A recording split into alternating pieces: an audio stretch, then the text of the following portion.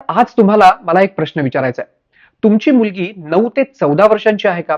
माझी मुलगी 12 वर्षांची झाली आहे. Pre teenager. मी माझ्या मुलीला आणखीन एक महत्वाची लस दिली आहे.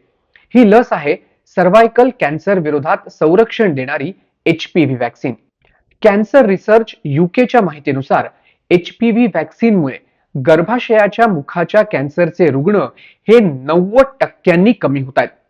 आता कळलं HPV व्हॅक्सिन का महत्वाची आहे.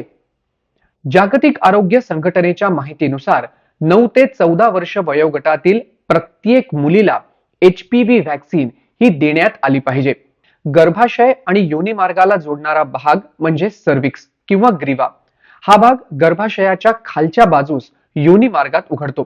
स्त्रियांना याच ठिकाणी गर्भाशयाच्या मुखाचा कॅन्सर म्हणजे सर्व्हायकल कॅन्सर होतो. गर्भाशयाच्या मुखाशी असलेल्या पेशींमध्ये अचानक होणारी वाढ सर्व्हायकल कॅन्सर साठी कारणीभूत ठरते. गर्भाशयाच्या मुखाचा कॅन्सर होण्याचं प्रमुख कारण म्हणजे ह्यूमन पॅपिलोमा व्हायरस. लैंगिक संबंधातून झालेल्या संसर्गामुळे हा व्हायरस पसरतो.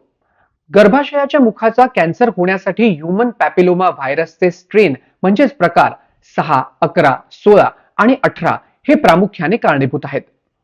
मग HPV व्हॅक्सिन नेमकी आहे तरी काय? गर्भाशयाच्या मुखाच्या कॅन्सरसाठी कारणीभूत ह्यूमन पॅपिलोमा व्हायरसच्या विरोधात ही लस उपलब्ध आहे. ही लस गर्भाशय, मान, डोक्याच्या आणि जननेंद्रियांच्या कॅन्सरसाठी कारणीभूत काही व्हायरस पासून आपल्याला सुरक्षित करते किंवा संरक्षण देते. रिसर्च मधून असं स्पष्ट झालंय की एकदा HPV लस घेतली की त्यानंतर किमान 10 वर्ष संरक्षण मिळू शकतं आणि या लशीमुळे 90% केसेस कमी होतात.